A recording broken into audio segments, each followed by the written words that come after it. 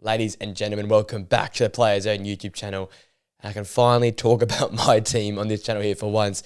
I'm sorry if it's a bit biased, but Manchester United finally won a trophy. They beat Manchester City 2-1 to win the Emirates FA Cup final. And what a game it was. It was actually a very exciting affair. Last season was a bit boring from the first few minutes after Man City scored that goal. United never looked like they have an avenue back into that game there. But this game, from minute one, United were at the races, and Man City took about 45 to 60 minutes to actually join the game. And I don't know if that was on them, if that was on United and their style of football. But I'll tell you what, Erik, Ten Hag just outcoached Pep Guardiola. So I'll get into that in a little bit. I might make a own video about that, my thoughts on that, because I've got a lot of pent-up energy from hearing what's going on at Manchester United currently with the ownership. But boy, what a result. The 13th FA Cup title for Manchester United takes them now only one behind Arsenal. Despite it being a awful up and down type season, there's something to show for at the end of the season. You get Europa League football next season. You can build a squad now potentially if the manager stays, and you get a second trophy in 2 years under this management. So a really impressive result. And as I said, Erik Ten Hag and the players proved everyone wrong. I think the way he addressed some of the media, I think it was the BBC career, basically where he shut up Alan Shearer, the way he shut up Gary Lineker. He went on to ITV and shut up more pundits and did it in the press conference as well by easily saying, like Antonio's been saying on this couch here for the podcast the last few months, he has not had his side there, and he understands that people can say he underperformed, but he said, I need to have my side there to perform my way of football. And we saw that yesterday. Like, that was the best performance I think Man United have had it all season. The closest I could think to that was the Wolves game where Kobbie Mainoo won that one 4-3 late in January. But that's when you had the exact same lineup, when you had the two centre-backs playing Varane and Lisha Martinez. When Kobbie Mainoo was in midfield, you actually missed Erik Casemiro in this game, and you also missed Luke Shaw as well. But having the core features there, the Bruno Fernandes, the Kobbie Mainoo, the Lisha Martinez and Rafa Varane, it sort of sets that spine up for the team that they can go and achieve things. And I tell you what, everyone on that pitch had a great game. And you look at the opposite side, Man City, I couldn't see many players that stood out for them in this game. I think there was a lot of passengers. Bernardo Silva, very poor. Obviously, Guardiola and Ortega had the awful mix-up. Kyle Walker was good defensively, but wasn't great in terms of getting the ball forward for the side. Jeremy Doku stood out as the only real player that had that edge, had that real cutting edge in the final third, that dynamism, that direct running that could take United on. But then you had Wan-Bissaka, who was doing a great job defensively, and him as well. Erling Haaland was not to be seen outside of one shot that hit the crossbar. Julian Alvarez misses a big chance when he comes on. KDB dragged at the hour mark. Kovacic didn't impact the game. Rodri didn't really impact the game either. It was a very poor Man City performance, and I don't know if they just expected to roll up and win. But if Rodri talks about mentality and winning the title from again over Arsenal, that was not the mentality they came into this game with. And maybe they saw United, a weak and vulnerable side, and thought we can just roll this team over. But United came out with the right mentality. They took the game to City, and in the first half, it was easily the better side, had the more shots despite having the less possession. And until the 60th minute, United were controlling that game and probably were the better team. Man City obviously grew in the game as United sat deeper and deeper and eventually got that goal back. But we'll go through the game now. Open, obviously, from a massive mistake. Diogo Dalot plays a long ball in behind, which was the route a lot of times in Manchester United to find Garnacho or Rashford as the outballs. In the Garnacho direction, it was Josko Vardiol that got to the ball first, headed the ball, but Stefan Ortega came out of his box, looped over his head, poor communication from the two of them, and Garnacho will score the easiest goal he would have to score in his career as he walked in to head the ball home from a few yards out to make it 1-0 in the 30th minute, and again, a deserved lead.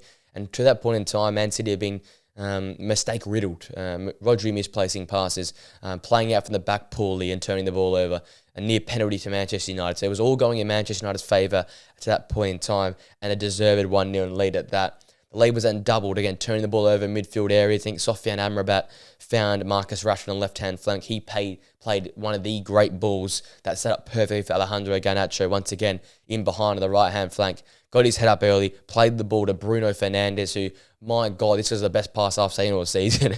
The way he let that ball come, he kept scanning constantly, see Kobbie Mainoo making that late run, then almost fakes a shot, slips the ball, almost that trickle off the inside of his foot to roll straight into Kobbie Mainoo. He's coolly and calmly slots that ball in the far corner, very Wolves-esque, to make it 2-0 in the 39th minute.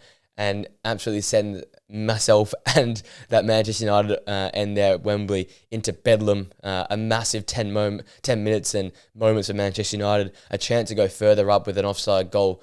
Rashford having the ball in the back of the net, but Garnacho was deemed offside in the build-up. United went close yet again. Bruno not able to find the right pass in the final third come the second half to make it 3-0 and kill that game off.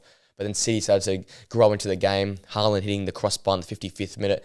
And then I think the turnover was almost the 59th minute when Onana was caught into a massive save from Kyle Walker's long-range effort. And from that sort of 60th minute onwards, it was all Man City. United having the odd flurry forward, but no real shot at goal. And this is where City kept coming. Julian Alvarez missed almost a game-changing opportunity in the 64th minute. City's best move of the game finally tore United apart in terms of breaking through the back line through a pass. And he missed a one-on-one chance with Onana, putting it wide of the post. And then it was sort of quiet. City had the old long attempt or dodgy handling from a corner. But outside of that, it was nothing until the 87th minute where Garnacho ended up man-marking Doku, and he saw the opportunity, cuts inside, shot low into the bottom corner. Onana, after a great game, poor handling, lets it in his near post, almost tapping it into his near post. But at the end of the day, United won 2-1. Fantastic character, fantastic performance, and by key players and the manager that, Garnacho and Mane become the first duo of teenagers to score in FA Cup finals. They make history, and Garnacho is the first teenager to score in a final since Cristiano Ronaldo for Manchester United as well. So just following in his idol's footsteps, it's almost meant to be. Bruno Fernandes now lifts 2 trophies in 2 seasons as a captain as well, as he continues to grow his legacy as a Manchester United player. And Rodri's 74-game unbeaten streak has come to an end at the hands of Manchester United, which makes the result even more sweeter. Quickly up to City, just very, very disappointing. Stefan Tagger goes from hero to zero in this game here. Poor communication in that first goal. Josko Vardiol wasn't his Gundogan best come the end of the season. Quite slow, didn't have much to do offensively. Ake and Stones, not great. Ake, he dragged at half-time. Kyle Walker, probably the best of the bunch defensively, but didn't supply much going forward. Kevin De Bruyne dragged at the hour mark. Says a lot about his performance. Rodri was not important in this game. Bypassed a lot of the way. And then you got to touch on Kovacic's dragged at half-time. Didn't see him much in the first half either, but I think he had the most touch on the ball, could progress the game the most for them, so surprised he got dragged. Look at the front line. Erling Haaland wasn't given much supply, and when he did have his chance, he hit the crossbar. So unfortunate for him. Julian Alvarez, unseen outside of that missed opportunity. Jeremy Doku, for me, incredible sort of 9 out of 10 type performance. Continue to drive. He was City's only option. They continued to play the ball to him and continue to force feeding the ball. He just got unlucky. He couldn't find the back of the net a little bit earlier in that game there. And outside of that, just a very subpar performance of Manchester City in many regards. Coming over to my boys, though, the Manchester United players, the key players in this game here. Got to start with the captain, Bruno Fernandes. For me, the player of the game. An 8 out of 10 performance, 100% successful dribble rate, created 1 big chance, 5 key passes, 5 tackles in this game, 9 out of 13 duels he won as well, and played everywhere across the park. Despite playing the false line, he covered every blade of grass, it felt like. And you look at his heat map, there's spots all over the park. Drops in deep when he needs to.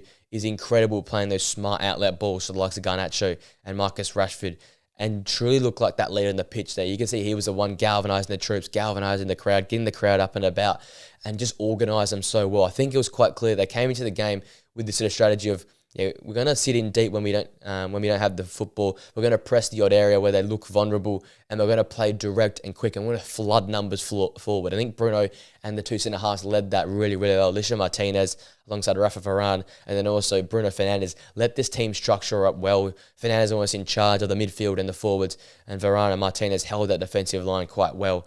And I think this guy is just overhated way too much. It's maybe because he's the whole Ronaldo quote, maybe because he's too good. Because I think top chances created in the Premier League again this season, available almost every single week.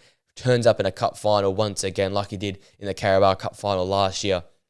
The guy's always there for this club, and the captain as well puts his heart and soul on the line for his team. Came out in a quote recently saying that if the club doesn't want him, he's fine to leave, but it means the world to him to walk out at Old Trafford. That's sort of the player you've got there. And once again, showing that he loves his club, the performance he put on the line, they're just fantastic from start to finish. And again, playing in the false 9 to start this game, if he will play any position for this team and does it at such a high level, I think his quality today showed. He He won that battle, I guess against the KDB, Bernardo Silva, Foden type, because he was just fantastic. He always made the right passes. We have to hold the ball up in smart areas. Worked well when the City were pressing. Him and Manu in close, tight areas were fantastic last night. And yeah, once again, 8 out of 10 performance says a lot. He was incredible from start to finish. Next is Alejandro Garnacho, the opening goal, taking after his idol, being the next youngest teenager to score in the cup final, constantly running in behind. And this is something that he does all season. But what we saw today in this game was his ability to get the head up and look for the pass. I think that second goal was just Man United's improvement in the season in a T. Garnacho running in behind, Marcus Rashford making a fantastic pass, Amrabat working in tight areas, and then it's the smarts for Alejandro Garnacho to put his head up, look the pass, play the early pass, and then Bruno Fernandes' quality to play that extra ball to Kobbie Mainoo, who slots the ball home into the back of the net. That's just what Manchester United are. I think if there's any advocate for Erik Ten Hag, you look at that there. You go from Garnacho, his talent, to Bruno Fernandes, his captain, to Kobbie Mainoo, his talent as well, to score a second goal. Like, that is Erik Ten Hag's coaching. That is Erik Ten Hag's players. That is Erik Ten Hag's system producing. And I think that was the greatest example of it there. And what a fantastic goal from Kobbie Mainoo. Garnacho, the 7.7 match rating, the 13 out of 16 accurate passes, so very accurate with the ball at his feet. He managed 3 shots, all of which were on target. He had 2 of his 3 ground duels, 1 as well, so very, very important. And he fought hard. A lot of these United wingers have been slagged off, and I've also questioned their intent in terms of winning those ground balls, winning those aerial duels. But both Rashford and Garnacho took it on. They put their body in the line yesterday to try and halve those against big centre-halves across that back four for Man City. Did a very fantastic job, and they just exploited the high line. Erik Ten Hag said, we'll sit in a little bit deep, allow City to come on to us. Then when we win the ball back by pressing in a tight area or forcing a mistake, we're going to play quickly. We're going to play 1-2 touch and spring the ball out quickly with maybe 1 or 2 passes to get in behind Man City, and we're going to flood numbers forward. And they did that fantastically well, leading to that second goal and then leading to Kobbie Mainoo's goal, who once again is another key player of the game as well. A fantastic finish in the big game. Winner against Wolves. Fantastic swivelling finish against Liverpool. And now this goal here, he loves the big moments and scores in these big moments. And just put his hand up there saying, Gareth, just think about me for the Euros, because that was a fantastic performance. 31 touches, 84% pass accuracy, not dribble past once. I think he had a 60% dribble success rate as well. In tight areas, he was fantastic, especially in that first half there, to get us out of danger a few times when City were pressing high up the pitch. He was always the one to play that, nutmeg on a defender or find a gap to free up Bruno Fernandes or one of the forwards. Just fantastic once again. Again, not dribble pass either. Such a complementing duo there alongside Amrabat. I'm surprised I haven't seen that duo more this season, because they were very, very comfortable.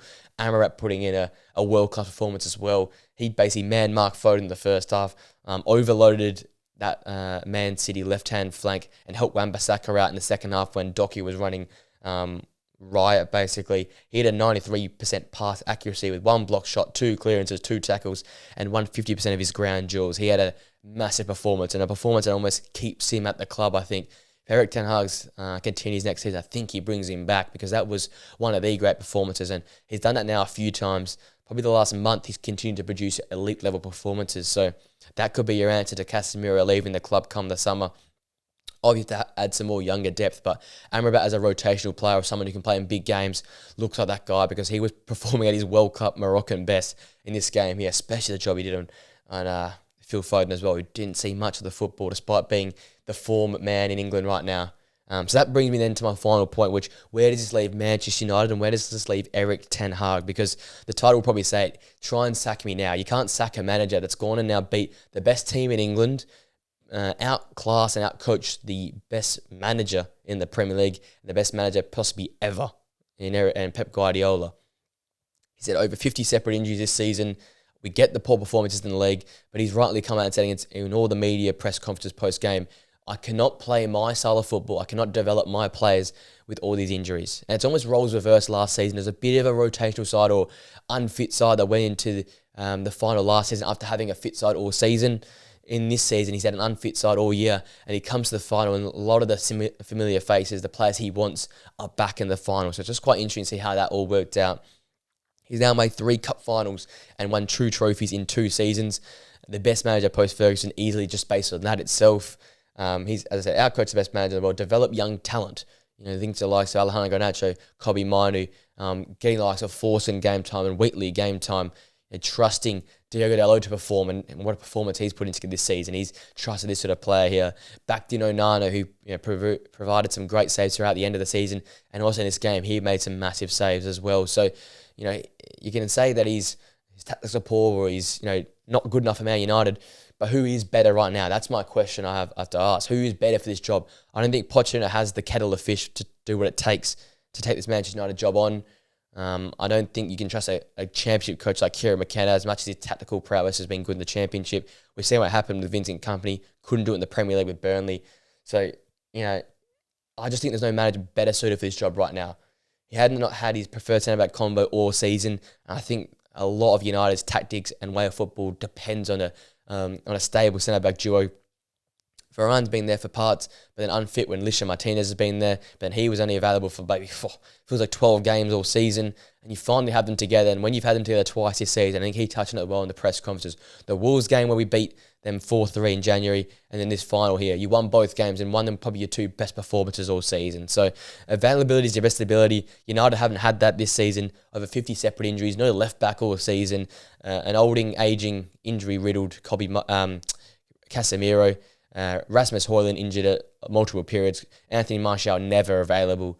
Lisha Martinez injured for most of the season. Varane out for large portions. Maguire out for large portions. You're relying on Johnny Evans to play centre-back and Jos Amrabat to play left-back for a large portion of the year. It's just been riddled by injuries. But the fact you can end this awful up-and-down rollercoaster season with a trophy and European football for next season, bravo to Erik Ten Hag. That's what I got to say. And I don't know, let me know in the comment section now, but I don't know any manager who could come in and do a job with this team right now, because the club from top to bottom is a bit of a shit show, to be honest. And I think it's summarised by the fact that media is releasing information about this manager being sacked before the cup final. 2 days before a cup final, information about Sir Jim Ratcliffe's decisions being made. And I tell you what, if I'm him now, I am squirming in my seat, because the manager you're so against or sacking or not backing in has just beaten the best manager in the world, the best team in the world, and you're there getting information about Wilders' choices releasing 2 days before a final release, and this manager could have easily down tools, these players could have easily down tools, but these players played for this manager. Erik Ten Hag proved what he can show, and he got a massive win to shut up the press, to shut up the owners, and to say that he is still that guy. And I rightly said, probably the best way to end the video is, he said in a press conference, if Man United let me go, I'll win trophies elsewhere. And win trophies he absolutely will. He's a winning manager. He's a manager that wins. Yes, he's giving that real aura of that sort of early Ferguson days. But again, his job was on the line as well. He won an FA Cup final, and the rest is history. Hopefully the rest can continue with Erik Ten Hag, because I'll be a very happy man. That's it, ladies and gents. That brings the video to an end. What an FA Cup final. Again, United and City deliver an FA Cup final. I'd say there's always some drama in these games here. A 2-1 win for Manchester United, the 13th FA Cup trophy in their history. Europa League football secured for Manchester United. Erik Ten Hag's job potentially saved as well through this performance. At least I hope his job is saved. Fantastic performance for Manchester United. Underwhelming for Manchester City. City only end this season with the Premier League. Manchester United win the FA Cup. And obviously Liverpool with the Carabao Cup. So all the big teams winning the big trophies. Pressure on you now, Arsenal. That's what I'll say. With that all being said, leave your thoughts in the comment section down below. If you enjoyed the video, smash a like on it, subscribe to the Players Zone channel for more content like this, and press that post notification bell so you know when we upload our podcast or videos like these. With that all being said, ladies and gents, I hope you enjoyed this video. I hope you enjoyed the rest of your day. I hope you enjoyed the English season. It's come to an end. Thank you for joining me on the journey. I'll see you guys on a video or podcast very, very soon. Until next time, guys. See you later.